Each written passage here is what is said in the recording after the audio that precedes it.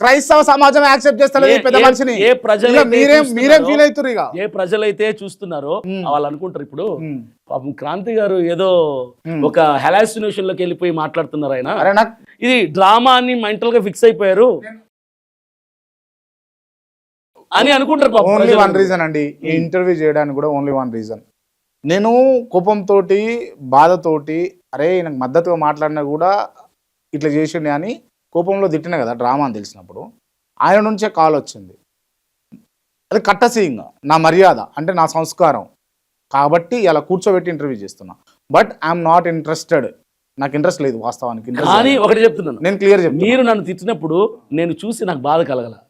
జాలేసిందా? నిజంగా నేను చేసుకుని జాలేసిందా? నిజంగా నేనే చేసుకుంటే నేను రియలైజ్ అయ్యేవాడిని, అరే ఇలా తిడుతున్నారేంట్రా నన్ను అనవసరం అని. కానీ మీరు తిట్టారని చెప్పి మా వాళ్ళు ఒకరు అది నాకు లింక్ పంపించారు. చూసినప్పుడు నిజంగా లిటరల్ గా నవ్వుకున్నా, అరే ఇలా నిజం తెలియకుండా తిడుతున్నాడని చెప్పి నవ్వుకున్నా. చందో అసలు నాకు ఇంటర్వ్యూ లెక్క కనిపిస్తలేదు ఇది. కానీ అసలు ఇంటర్వ్యూ నా ఫార్మాలిటీ ఇది కానే కాదు. ఏదో ఉంటది కదా ఎన్నిసార్లు కొట్టినా చావని పాము రామ్ గోపాల్ వర్మ అన్నట్టుగా ఎన్నిసార్లు కొట్టినా చావని పాము నేనే. ఎంతమంది నన్ను తొక్కాలని చూసినా ఆ తొక్కే ప్రయత్నంలో నేను ఎదుగుతూనే ఉంటా తప్ప అణిచి వేయబడను.